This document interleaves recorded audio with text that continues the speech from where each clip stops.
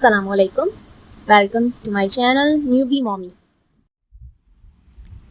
आज की वीडियो में आप प्रेगनेंसी के 7th मंथ के बारे में जानेंगे कि हमल के 7वें महीने में क्या होता है। आप अपनी तबीयत में क्या तब्दीली महसूस करेंगे, बच्चे की ग्रोथ कैसी हो रही है, किन सूरत हाल में आपको डॉक्टर के पास जाना चाहिए और इस महीने के प्रीनेटल विजिट में क्या होगा। क्या आप जानते हैं कि हमल के 7वें महीने से आप प्रेगनेंसी के 3rd ट्राइमेस्टर में दाखिल हो जाते हैं। 7वां महीना 27वें या 28वें हफ्ते से शुरू होता है और 31वें या 32वें हफ्ते तक जारी रहता है। Common symptoms at 7 months pregnant. Pregnancy के 7वें मंथ में ज़्यादातर अलामात वही होंगी जो आप पिछले महीने से महसूस करते आ रहे हैं, जैसे कि हार्टबर्न यानी सीने में जलन इस मंथ भी जारी रहेगी। इसके अलावा कॉन्स्टिपेशन यानी कब्ज होना भी आम बात है। अगर ये बढ़ जाए तो फिर हेमराइड्स यानी पाइल्स भी हो जाते हैं। अगर आपको मेरी वीडियो पसंद आ रही है तो प्लीज़ मेरा चैनल सब्सक्राइब करें और बेल आइकन पर क्लिक करें ताकि आपको आइंदे की वीडियोस की भी नोटिफिकेशन मिलती रहे। 7th मंथ में आपको बहुत ज़्यादा डिस्चार्ज हो सकता है, इसलिए सफाई का ख़ास ख्याल रखें ताकि कोई इन्फेक्शन ना हो। बच्चे के मुसलसल बढ़ते हुए वज़न की वजह से आपको कमर दर्द की शिकायत भी हो सकती है।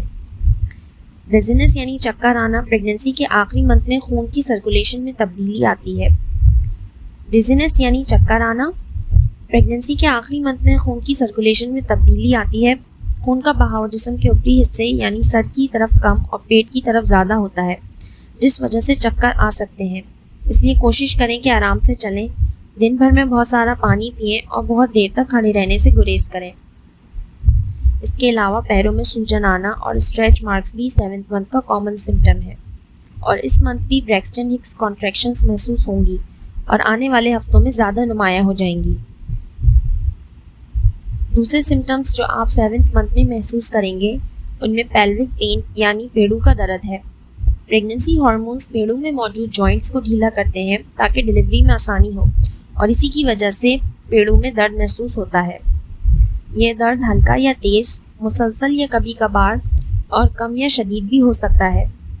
यह आपको कमर के निचले हिस्से, कूलों या रानों तक भी फैलता हुआ महसूस हो सकता है। अगर आपको इतना शदीद दर्द हो कि आपके रोज़मर्रा के काम ना हो सकें या जो वक्त के साथ बदतर हो जाए या फिर बहुत शदीद दर्द हो तो ऐसी सूरत में अपने डॉक्टर को ज़रूर आगाह करें। Leaking breasts. दूसरी शिकायत जो आप इस महीने महसूस कर सकते हैं वो ये कि आपकी छाती से कोलेस्ट्रम का अखराज हो सकता है। कोलेस्ट्रम पीले रंग का स्टिकी सा मादा होता है जो बच्चे की पहली ग़िज़ा होती है।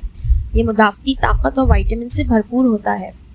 वैसे तो आपकी बॉडी में कोलेस्ट्रम बनना 1st ट्राइमेस्टर से ही शुरू हो जाता है, पर छाती से कोलेस्ट्रम प्रेगनेंसी के बिल्कुल एंड में ही लीक होना शुरू होता है, जबकि कुछ ख़वातीन को बच्चा पैदा होने के बाद ही पहली दफ़ा छाती से कोलेस्ट्रम का अखराज होता है।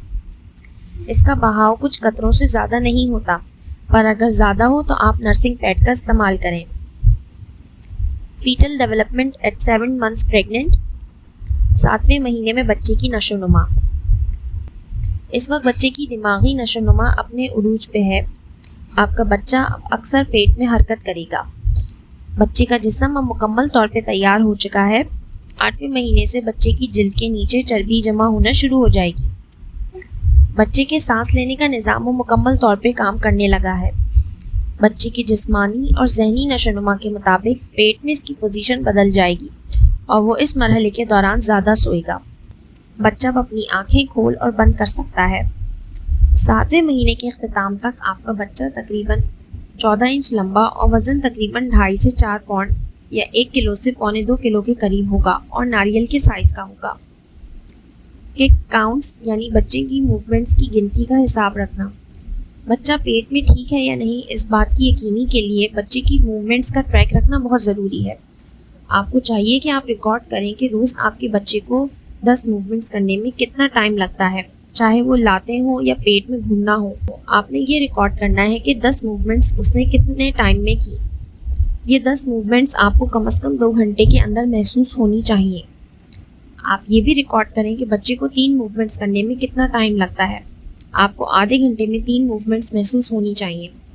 जब आप बच्चे की मूवमेंट्स ट्रैक करना शुरू करेंगी तो आपको खुद आइडिया हो जाएगा कि आपका बच्चा कितनी मूवमेंट्स कितने वक्त में करता है। अगर आप महसूस करें कि बच्चे की मूवमेंट्स में बहुत कमी आई है तो अपने डॉक्टर को ज़रूर आगाह करें। When to see a doctor। 7वें महीने में भी आपको प्रीमेच्योर लेबर का ख़ास ख्याल रखना है, यानी आप इनमें से कोई भी साइन देखें तो फ़ौरन अपने डॉक्टर को आगाह करें।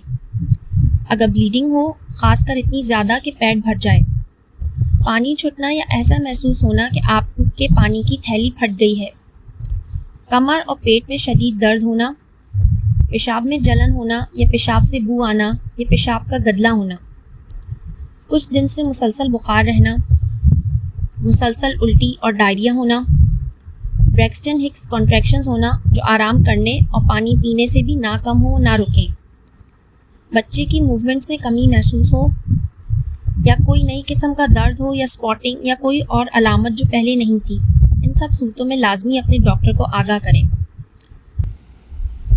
What to expect at your prenatal visit this month। 7वें महीने के प्रीनेटल विजिट में भी पिछले माह की तरह आपकी सेहत को जांचने के लिए आपकी हाइट, वज़न और ब्लड प्रेशर नोट किया जाएगा। बच्चे के दिल की धड़कन भी सुनी जाएगी। डॉक्टर आपका पेट दबा के आपके बच्चेदानी और बच्चे की ग्रोथ और पोजीशन का अंदाज़ा लगाएंगी। इसके अलावा अगर आपके टखनों और पैरों पे सूजन है तो डॉक्टर उसको भी जांचेंगी कि कहीं प्रेगनेंसी की वजह से होने वाले ब्लड प्रेशर की वजह से तो ऐसा नहीं।